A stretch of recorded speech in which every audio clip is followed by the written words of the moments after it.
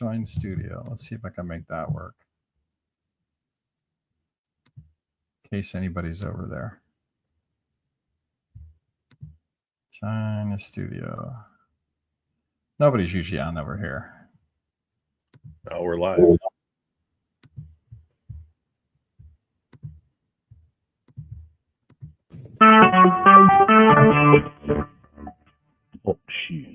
Recorded live. Good morning, good afternoon, or good evening, wherever you may be across the nation or around the world. Once again, you'll see the VMware Communities Roundtable podcast. This is podcast number 727.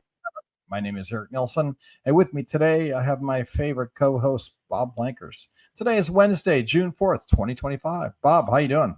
I'm doing all right. I'm your favorite co-host. I think I'm just, is it like the photographer joke? What's the best co-host is the one that you've got? Corey's supposed to be my favorite. You're supposed to be my regular. But somehow I didn't edit the file right this time. Okay. So Corey's out this for this one. So yeah, I'm honored to be the most favorited co-host. Yeah, favorite. But yeah, I'm doing all right. I don't know. It's a sunny day here in Wisconsin, and so is it getting busy? It's getting busy for us. I know. I've been up to my eyeballs and stuff for a while. You know, if I apologize to anybody who might have emailed me or whatever, because like it's going to be a mess for a little while yet. You know, and well, I guess we'll get to that in a second. So yeah. I don't think we're allowed to say what launch is coming up or anything like that, but you know, you can imagine there's something coming up, and everybody and his brother knows that there's a launch coming up, and you should register for it. VMUG.com has a virtual event, I believe, on the 24th. Is that 24th? Yeah. You know, here, let me find. Yeah, a 2-day event. So it's going to be launch stuff.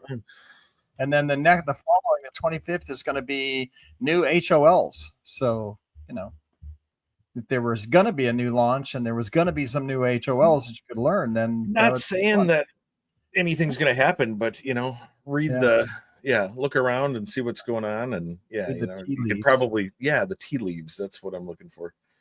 That's what I would say. There's going to be it's going to be fun next week, and everybody's busy. Michael Roy's been busy. If you're in the community, Bob Planker's been busy. I've been busy. Gene Williams has been busy. Even Julia Klaus has been busy, right? So keeping track of us, keeping track of us and everybody, and scheduling in some good podcasts after the 24th. So that we got some good topics covered for all the new stuff that's going to be talked about, and that'll lead up into Explore too, right? So it is a busy time, and then if you talk about what's happening with Explore, you get into like, oh my gosh, all the other things that's happening, but. On the show today, we were supposed to talk to City of Fort Lauderdale's CIO, but she got a new job and she assigned somebody to come on the show. But they came on the show 5 minutes ago and said, "Oh, my new boss says I shouldn't be doing podcasts." And so we are very sketchy, Yes, we are very sketchy. It's all right. Literally, we had both of them signed up to Tamecka to come, and Tamecka is a VMUG board member, so she's a great woman. So she is terrific. She's normally good, but she did take a new job, and then good for her. Assigned the new Fort Lauderdale manager to the task, and then he came in and said, "Yeah, I don't think I'm approved for this." So we don't have him, but we'll get Tamecka on in a future show. Her new role, and we'll talk to her about what she did down in Fort Lauderdale. In Fort Lauderdale, just a summary of what they did do. They were looking at license renewal, and they had standard vSphere Enterprise Edition, and they started talking pricing, and they got into a conversation about VCF, and within 6 months they had decided it was cheaper to go full VCF, and so they got a license quote for full VCF, which many customers, the way I understand it, Bob, is by the time they get into getting quotes, the quotes for full VCF ends up saving them money, right? So that was there's it's my understanding. I am not a sales guy, and I try to stay out of the licensing stuff. Like I have enough trouble licensing my own test environments right now. But it's my understanding that the Cloud Foundation and the vSphere Foundation quotes can be more flexible, and so that's what you're saying is not a surprise at all to me to hear that, and so that's good, and you get the whole suite of everything too. You get of stuff with that. And then they were on the journey. They were on the corporate journey for adoption, right? And how to go through and upgrade things and change the way they had architected everything. And so maybe we'll get her back on to talk about that journey. She was pretty excited about it at the time. She was, it was going well, and they were all in, and it was going to save them money, and saving money in the budget is a good thing. So yeah, you hear a lot of stories about licensing, the anecdotal stuff. There's Reddit, all of the horror stories that show up on Reddit, but a lot of that stuff, you don't know the source, you don't know the circumstances, you don't know even sometimes whether they were legal to start with. There's organizations that were copying license keys around, and certainly the organization sees it as sticker shock when you're truing up and things. But so yeah, I don't know. It's nice. I think we can see the light at the end of the tunnel, and even see that the light isn't a train coming at us. So, hopefully a lot of the licensing clears up here. So.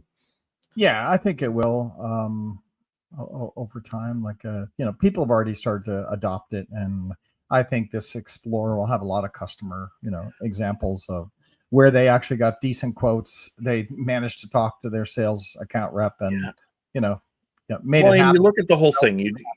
You don't make emotional decisions about this stuff, and change is hard. Change sucks. Everybody does not like change. I don't like change, but you think about it. You think about it holistically, and there's a good story there. There really is. So, not to put my marketing guy hat on, I guess I'm not even sure what hat I'm wearing right now, but So. But Explorer, your mention of Explorer is going to be pretty terrific this year, I think. And really focusing on practitioner stuff, getting back to the technical roots more than it has been, like getting back to the old VMworld heritage, that sort of thing. So yeah, it is true. There have been a lot of community-oriented decisions that are made this year that typically weren't made, but this year they are made. And I can tick down through some of them. We have the code and community quick talks that have been submitted, and we went through and we accepted all of them, with exception of 5. I think we held back 5. So we have 40 talks, and we accepted 35 of the 40.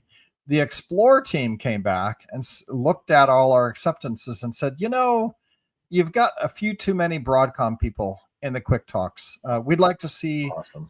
More community talks. And we already had maybe 30 of 40 were community talks from external people. And there were 10 Broadcom people who, when you start thinking about it, Bob and and William Lamb and Tony Foster. Well, Tony's not actually. Tony, I think, is Dell. But there were a handful of community people that we accepted that we kind of went, if you were a community person and Broadcom, we accepted you if you had a good talk, or if you had just a super interesting talk, right, that we would not have seen 15 other places in the show. Because honestly, another VCF, how to install VCF talk, you're going to get plenty of those, right? And so we had that, and the event team came back and said, yeah, we know, but we want as many community talks as we can.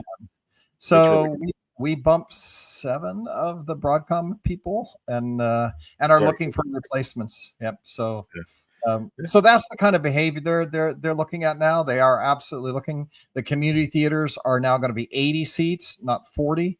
So how you used to have to stand behind and kind of look for a seat, and then we'd have to put William out in a session room because he draws 80 people easily.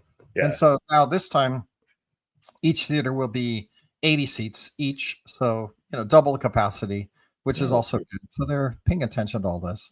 The bigger thing, the bigger seating arrangement there reminds me, people, you should look up Guy Kawasaki's 10-20-30 rule. 10 slides, 20 minutes, 30-point font. remember that, one, remember that it's a talk and not a read, and two, if you've got text on the screen and things that you're showing, make it big so people can see it. I saw some presentations in the community forum last year. In fact, I used it as an example for one of my coworkers. We were talking about presentation techniques and things, and I asked her to take a look, like, can you read that from here? And we weren't that far away from the screens, and it was really small text. Make it big, people, like one idea per slide, make it big, and like I said, it's a talk, not a read. So, and then this applies everywhere, right? This just isn't for Explore. Oh yeah, this isn't just for Explore, Yeah, right. Well, and something you learn 10, 20, 30. It's so Guy Kawasaki was the original Apple evangelist, right? A long time ago, and he came up with this 10, 20, 30 rule: 10 slides, 20 minutes, 30-point font. And that's sort of the sweet spot all the way around. If you can keep it there, 2 minutes a slide. Minutes a slide. I've always known and always tell my team and everybody that I'm working with, 2 minutes a slide. Some will go faster, some will go slower, but if you figure out how long you talk, like I've done this enough, I do 100 presentations a year, and so I know that I can do basically a minute and a half a slide. That's about the right pace for my stuff. But time it and all that stuff. But this 30, is just 30 points fonts is actually a good one. I probably am guilty of not doing that. We're all getting older, people sitting in the back, and even VMUG events can highlight sometimes, the I Connect, one of the projectors was a little out of focus, like suboptimal if you're projecting or on a TV screen that's suboptimal. High contrast stuff. Don't do dark yellow on light yellow. High contrast stuff. Everyone can see it. Your point gets across. And you don't want people. The other thing too is if you put too many words on a slide, people will start reading the slide and they'll start ignoring you. And again, you want them to listen to you. You've got the interesting stuff coming out of your mouth, right? So, Good rules of thumb. Right, no question about that, and we have to the point. Then we still have 10 to 12 openings.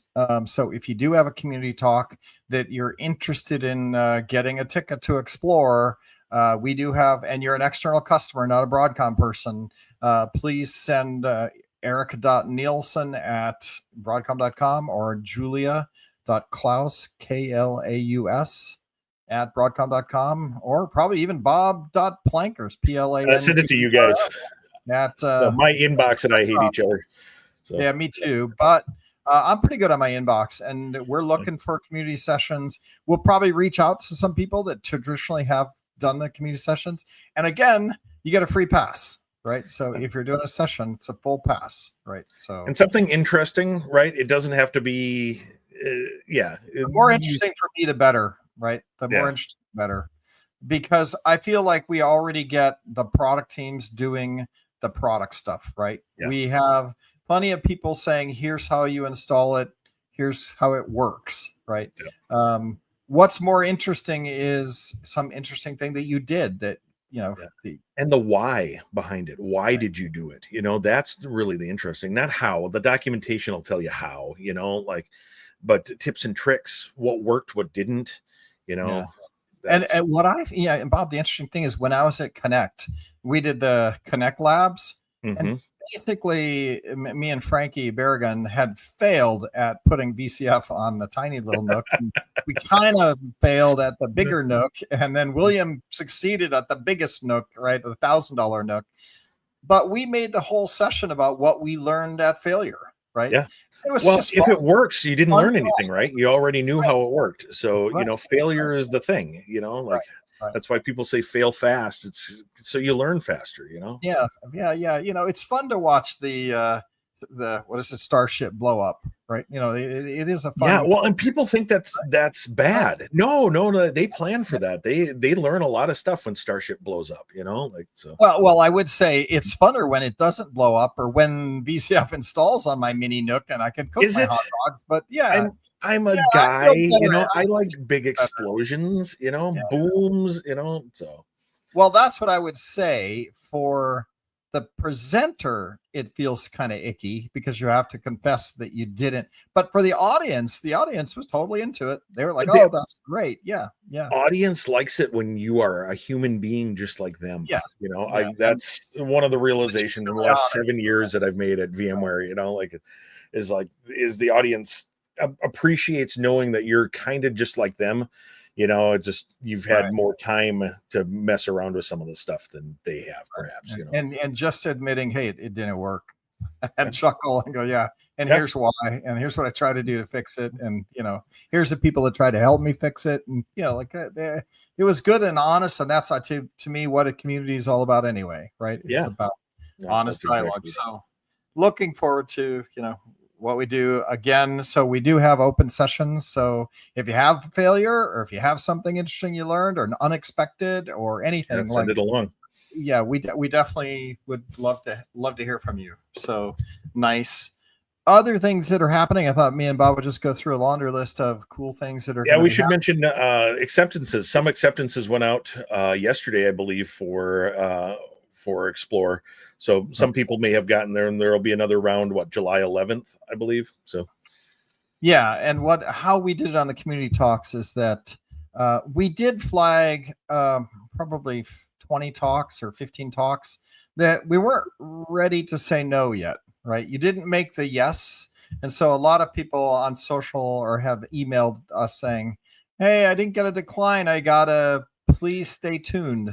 Well, that means you didn't make the first round of it, but we liked the talk enough that we're still willing to try to slot it in depending on, what we get in the next 4 weeks. Yeah. Right? And don't take that personally either. Like that's just could be some duplicate content, could be, there's a variety of reasons. It's not necessarily because it's not because we don't like you or something like that. It's just, there's a lot that goes into a show, and it's like, it's hard. And there's some communication we're doing on some of those, like, a couple of them, I've said, hey, are you sure you're going to be able to fly from, some far away location?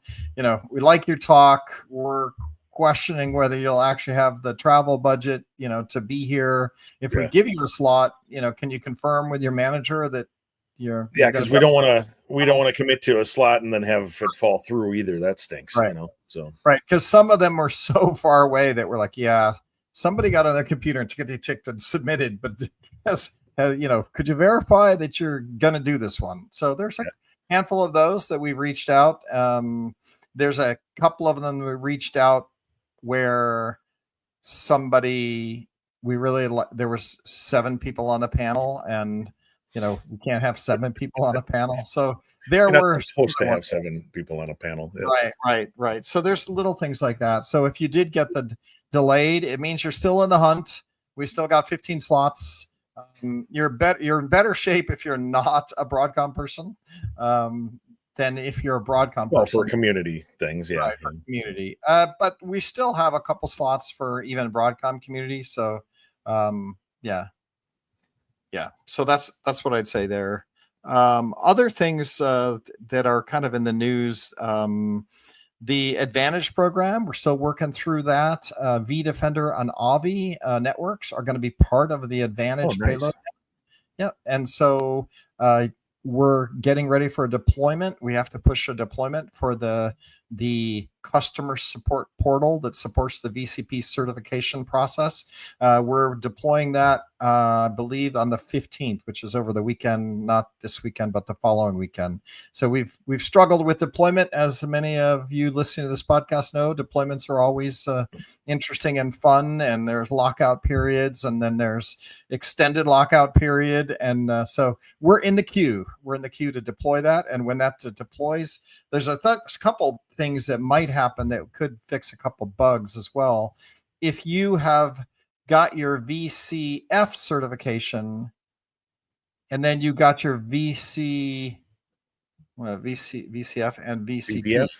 Yeah, VCP? Okay. VBF. If you got your VBF cert, that qualifies you for 32 cores.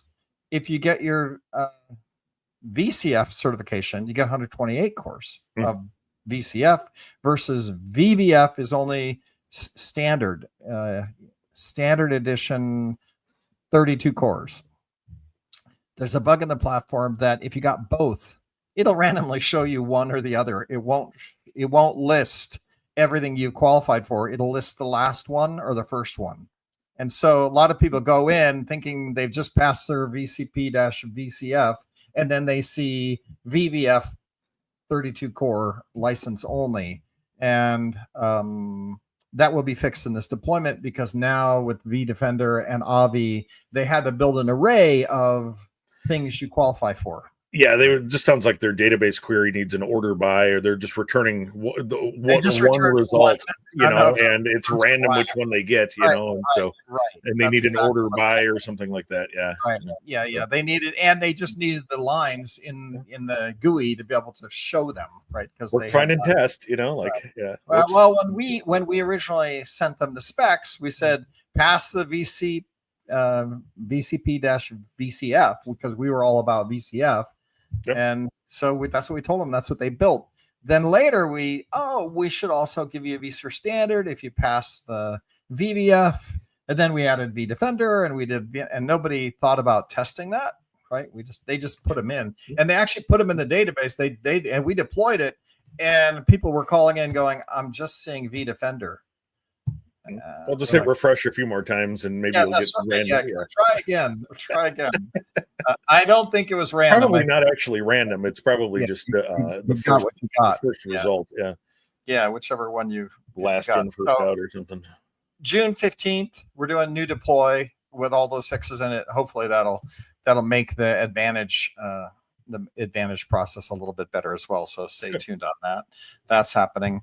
Bob, I heard that Corey announced the sub programs, including the Pro program and the VCF program and the security program as well. So I saw a lot of social with their little stamps. There's some people very excited about it, and that's really good. vExperts, those 3 programs went out. I am the leader for the security one, and I'm just catching up. I'm kind of new at this, so Corey's been holding my hand a bit, and so I will be emailing all of my people in the next 24 hours or so. Corey's also emailed out about a call next week. You should have, if you're a vExpert, you should have received an invite to a call next week about some stuff. And you might want to keep an eye on that and respond. I think the deadline to respond is very close if it's not passed already. So make sure that if you did respond, make sure that you got the invite in your email and you accepted it, that sort of thing. But yeah. Shout out to Tony Foster here. Looking at the comments. We got a bunch from him.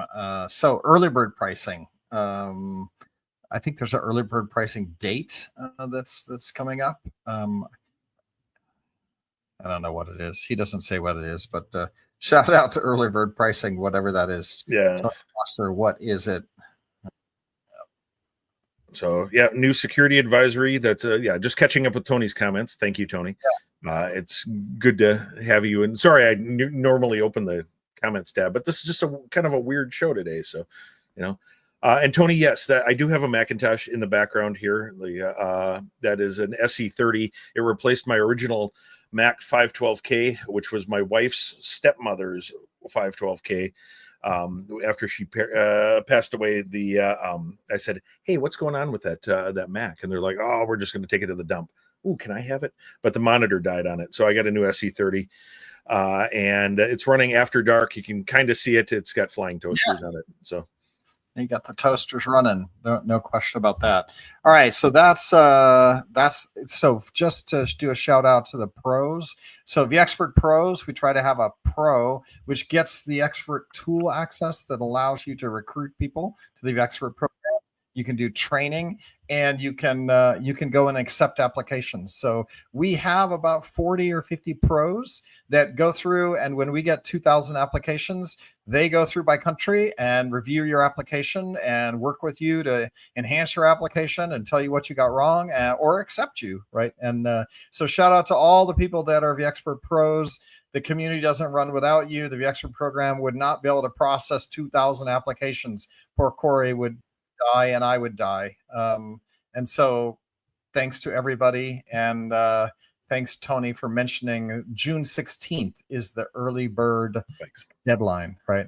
And you do save quite a bit of money. It's a couple $100, right, on that. But that's for the full price. So if you're thinking about coming to Explore on the cheaper community price of $900, you don't get a discount. You don't get an early bird discount. That's just a flat rate. But if you're coming for the whole show, June 16th, early bird ends. Go register.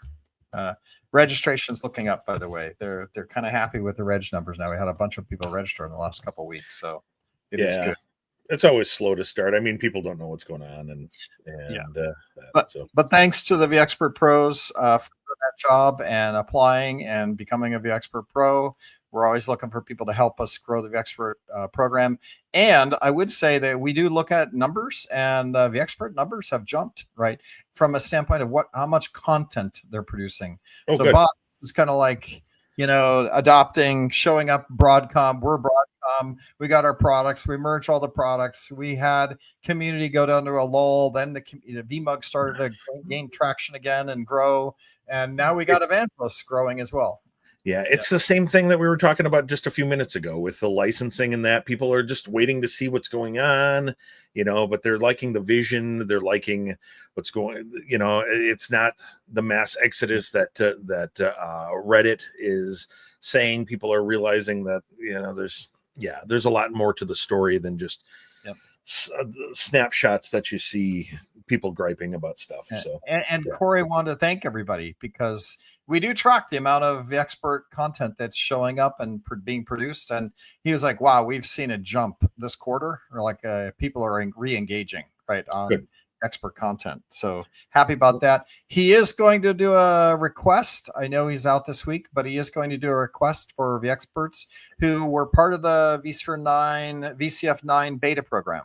So part of the beta program, we'd like to get some articles written, maybe showcase some of those at Explore. So if you are part of the beta program and you're listening to this, or you want to share that out when Corey sends out the message to all the experts looking for beta participation from VCF 9, if you were in that beta program and you want to write about it and share your thoughts and opinions, feel free to respond to Corey's request. He's going to be sending that out when he gets back, which should be fun. I haven't really heard that much about the beta program this year, right? Like I had to stop and ask myself, because a lot of times we have the open beta, Bob, and everybody's talking about it, and it's it wasn't open. It was invite only, and for VCF, it was the vSphere side of things was a little bit more open. Your sales reps could put you in for it and things, but So anecdotal story. I heard while we were talking about the beta programs, wherever there was a big customer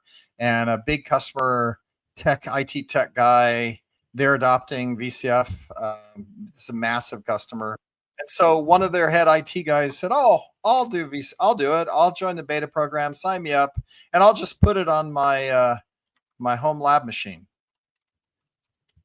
Now, you should cringe if you hear that, right? Because by now, everybody should have heard the story of William Lamb and myself trying to get VCF 9 running on anything that is less than 24 cores, right? And most people's home lab machines do not have a 24-core CPU. So you can imagine what happened to this guy. It didn't work for him. And the next thing you know, he's calling in going, "Yeah, I don't like VCF because I can't make it work on my home lab, blah, blah, blah." So note to self, I heard it all and I just cringed in the meeting, and I went, this is going to happen to a lot of people as you migrate to VCF, and you need to go to the latest release of VCF 9 or whatever. Then you're going to find that 24 core requirement is mandatory, and you're not going to have a good experience if you try to upgrade.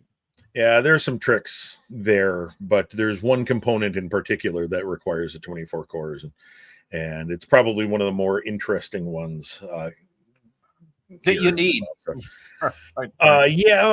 You can deploy without it, but but William's got, see, this is stuff William talks about. This is why William is cool, how to get around it. Big pieces of software installed on these smaller machines. So we got a 9 system that we ordered that we think is going to be out of the box under $900, under $1,000.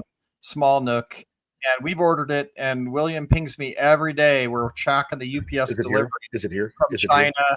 Is it here? It got accepted in customs in US yesterday, or the day before yesterday. Oh, We're God. like, come on, this is the one. We've got systems that run VCF 5.x successfully out of the box under $900. This one we think will run 9 out of the box, but he says don't tell anybody that yet, because until you verify this stuff, running on tiny machines, it's just not very reliable. On paper is one thing, but it's still amazing to me the size of physically small machines, the logical size of physical small machines now. Looking at some of these things, looking at what you and William have been looking at, and some of these boxes that have just an insane number of cores on them, 256 gigs of RAM, and it's little, just a 3-inch by 3-inch by 3-inch cube with dual fans and big aluminum air cooler. I think my next desktop here is like this giant ATX case or whatever. My next one is going to be one of these boxes that's one of the AMD 395 AI things or whatever. That's the one. It's that wide, Yeah, it's that wide, that quiet, make whisper quiet. If you play hard games on it, it'll kick up the bottom fan with the big radiator on it, and he gets a little bit of noise, just a tiny bit, right? Otherwise, it's dead silent. 24 cores, super fast memory, and GPU on board, right? Onboard GPU, CPU combo, AI enabled GPU, really cool and tiny. Yeah. Well, and the AI thing too, the reason that some of these things are not expandable like they used to be is because they're doing different things to make the AI functionality, integrating the having unified memory, kind of like between the GPU and CPU. Yep. Apple Macs are doing the M4s and the unified memory stuff, so you can run these big models on a little box, and that's it's wild. We live in a wild time. Yeah, it is wild, but it also is same old, right? Variations on a theme that started back in the 1960s. Let's see. The hackathon. We had a blog article go out on the hackathon. We are going to have a hackathon. So Bob, I want your opinion on this. So thinking about the code lab, we are definitely going to have, for the code labs, we're going to have VCF 9 running on these machines that we've ordered from China. We're waiting for William to verify the one. But we're thinking those will be at the end of the table. So each lab table will have the VCF 9 sitting at the end of the table so everybody can see it and they can, SSH in if they want, etc. But then what we're thinking is, instead of the NUCs that we've had, these x86 machines, we're thinking about going back to Raspberry Pi 5s, right? And then doing PowerShell, because PowerShell will run on Raspberry Pis now. And so then Linux, runs on Linux, runs on Raspberry Pi. You can do your PowerShell on a Raspberry Pi, which is $100 little node that then you deploy PowerShell onto the VCF 9 systems at the end. There you go. Right. So we're thinking that that's the way we're gonna mix it up this year, because we're kind of tired of the little NUCs with the antennas and all that stuff, and maybe we'll go to Raspberry Pi 5s, and then for the hackathon we're gonna do kind of a monitoring app running in in PowerShell from the Pi, and do kind of a little Raspberry Pi monitoring app that just sits and talks to your VCF 9 system. I think that's a good way to go. In fact, you talking about this, have you ever seen those Raspberry Pi that are built into those Pis that are built into the keyboards? I think they're like the Pi 400s or whatever. Yes. I own one. I got one over here somewhere on the counter. I had one as a DHCP server once. That was kind of the weirdest DHCP server ever. What's this keyboard doing? Don't unplug it. Don't unplug the keyboard. Right? Yeah. So I picked one up from free somewhere along the journey. Somebody gave me one when I was doing Raspberry Pi stuff. But yeah, I think we're as a desktop, they look really intriguing, you know, like, and it's just all self-contained in that. So I don't know if they have a 5, but I think Raspberry Pis are terrific little client devices, and I think your approach. And then you can also do Python on them. You can do whatever. We could do the hackathon prizes where you just give prizes of Raspberry Pi 5s. Right? Yeah, take it with you when you leave. They're $139. And so Broadcom has a under $200 prize limit, right? It's actually $250, but you got to add the pizza and the hackathon T-shirts. So the total amount that we can give as a prize is $250, but that has to include soda package, pizza package, M&M candy package, T-shirt. They've clearly thought about the holistic thing, because I was going to say, well, this part is under $200 and this part is under $200, but yeah, it's total. Now we can do above it, but you actually have to have your SVP, which is our CMO, Jonestown, and the leader. So CFO or Hawk or one other person, have three people have to sign off on every person that's going to be at the hackathon that would qualify for something over $250. And we're like, yeah. Well, there's a bunch of corporate trouble we can get into too if we give stuff away. So I guess I understand it. I know it's kind of a pain, but yeah. We have a compliance thing that we go through for everybody anyway. If you're a government employee, you know, you don't get to get anything, right? Not even a soda, right? And then we can give you a price quote. If you are from a government org, we can give you a price quote for you to attend the hackathon. It'll cost you, $229 or whatever the value of that package is. Then you can buy it and then participate in the hackathon, right? If you're a public sector employee, you go to I don't know what all the rules are, but that might be a time to take, I'm going to take today as a personal day off and then attend as myself. Yes, that's I don't know if that flies, but I don't think that doesn't comply out there. Nope. If you're a government employee, I'm not a lawyer. Yes, so we give you a price quote, and you can still tell. We do that for the VMUG party. And speaking of the VMUG will be at Explore this year, and the reception last year was just for leaders. This year it's for everybody. So again, instead of just 150 capped leadership party, it will be anybody that's a VMUG member can come to the party. And I'm not sure what day it's going. They haven't announced the day yet. It's either going to be Tuesday or Sunday night. Not sure. But at a venue that'll hold 500, 600, 700 people, and as long as you've registered for VMUG, then you get to come hang out with the VMUG guys and ourselves. And if you're a VExpert or VCDX or Tanzu Vanguard, you can come. You're invited. Just make sure you sign up for VMUG before you show up. Right? It's free. Just be a free member. Don't have to be an Advantage member. So, and if you've gone to a meeting, you're probably already a member. You've been signed up, so that registration. Yeah. That's right. So let me see what else I got on the list. Tony mentioned, and it's worth updating. Thank you, Tony, that there was a security vulnerability announced in NSX this morning, that it's high or whatever. It's a bunch of, high severity. So you should, CVSS 5.9 to 7.5. You should take a look at it. That if in NSX you can patch it without downtime and things. So that's good. So nice. I should also mention, if you didn't get an email about it, make sure you're signed up for the security vulnerability mailing list. I've said this a couple of times before, but if you're not getting the emails about it, just sign up again. You can't use a free email account. You can't use Gmail or Outlook or Hotmail or anything like that. Just sign up from a different domain. So thank you, Tony. Nice. Yeah. I'm running through my list here. We've been going for 40 minutes. For having nothing to talk about, we sure have talked for a while. There's a lot of stuff going on, a lot of stuff ramping up. We're going into momentum season now. Earnings calls coming up. We're not allowed to talk about that, but I think all in all, I feel like we're like 80% back, right? Like I think we're 80% back. Well, and it's interesting. You're talking about news and things, the switch announcements. So it's different. We work for a hardware company. The 102 terabit per second switch that was announced. I think it's I think that's what it was yesterday morning or whatever. The announcements around that. Yeah, the It's just yeah, a wild amount of connectivity in a single U.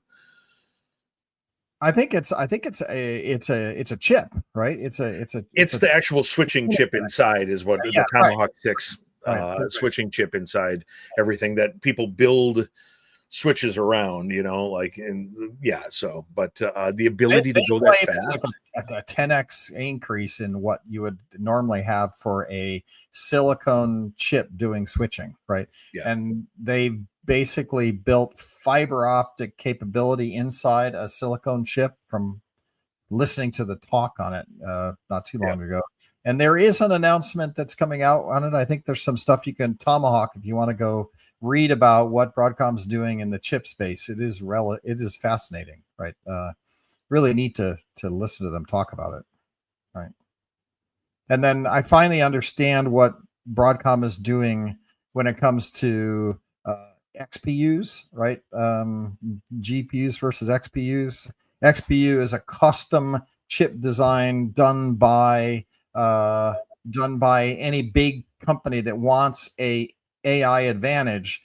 And one of the drawbacks of trying to build your AI strategy on NVIDIA is that you're basically going to be using the same GPU that all your competitors are using, right? Same amount of power, same amount of compute resource, same amount of power usage, electricity usage, everything.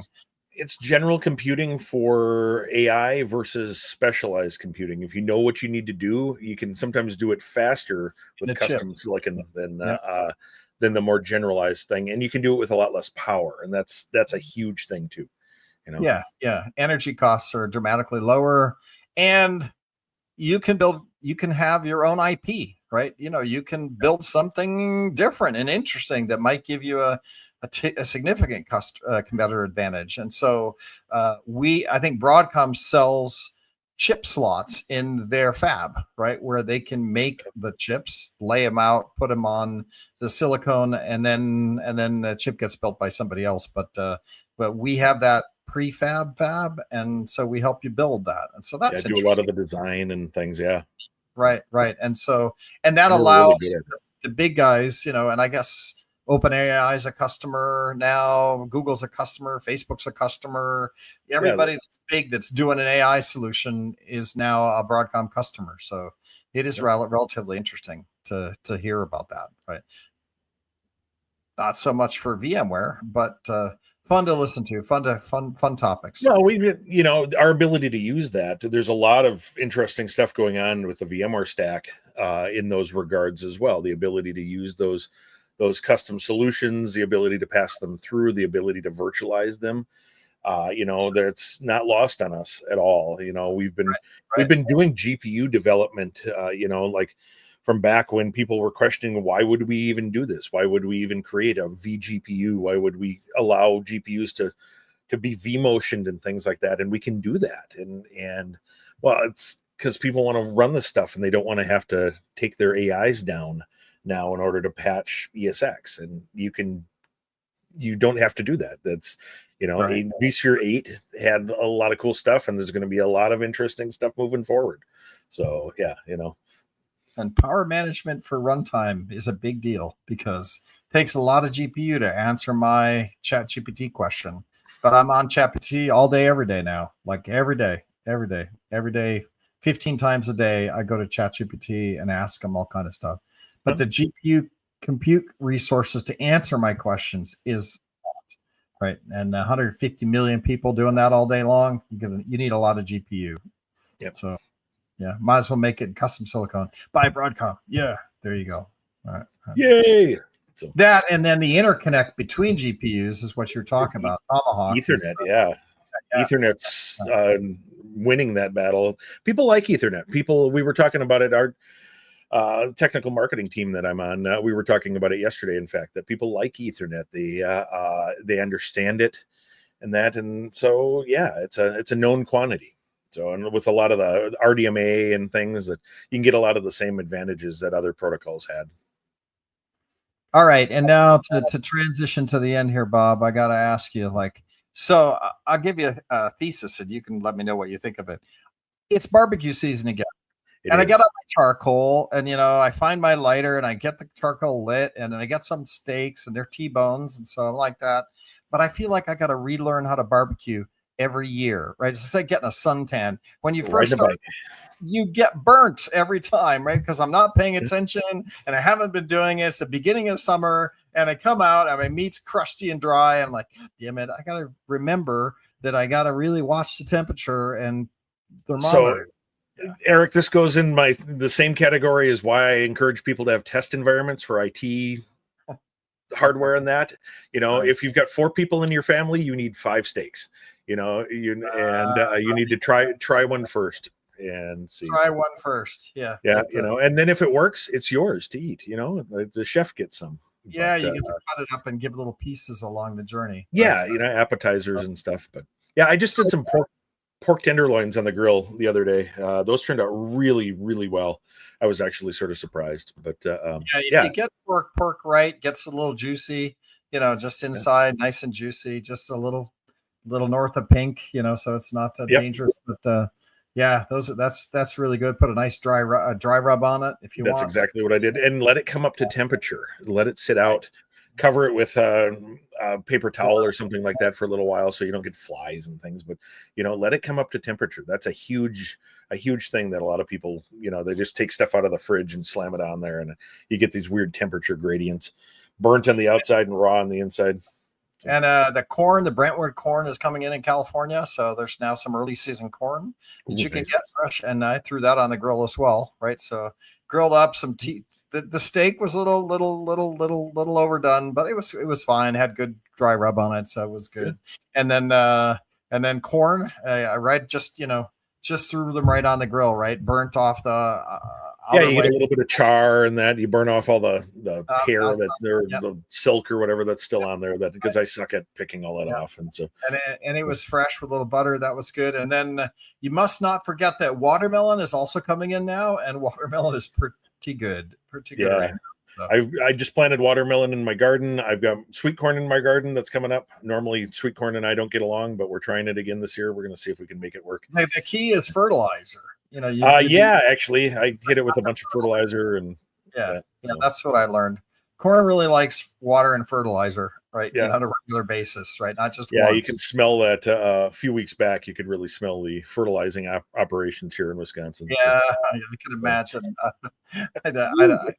We got that going, but it makes a big difference. When I didn't fertilize, I got corn. It was like 4 inches long. When I fertilized, I got like 7.5, 7 inches long, big stalks, big corn. So I realized that regular fertilizer makes a big difference for corn for sure. It's fun though. I like looking at the corn stalks that in the wind, they kind of rustle. And then in the fall, you could tie it all up into a nice corn shock for fall or whatever. So you can have a little bit of the harvest carnival. Yeah, exactly. Well, that's it for the day. We're all busy. Hope you're all busy. We're booming. Stay tuned for the launches. They're coming up. Go register on the 24th for the VMUG launch. Should be a great event all day. 2 days in a row. Labs on the second day. First day announcements. It's virtual events, so you can just watch from home, get your stuff, and then do your labs from home as well. Should be fun. Bob, thanks a lot. Fun podcast with no guest, as always. Yep. Actually, like I said, for not having anything to talk about, we talked for an hour. So, and thanks to Tony and everyone else that's listening out there. We appreciate you, and all the rest of you. Feel free to leave comments on the YouTube stream and that. What is it? V Barbecue on YouTube. V Barbecue, and I think there's a second we go on as well. The community of VMware TV. Yeah, so we live stream on VMware TV, we live stream on V Barbecue, and we live stream on X, I believe. I think there's a third one. Holy buckets! Yeah, so we're on 3 different places. How can you miss it? All right. Thanks a lot, Bob. Have a great one. Yep. See you later.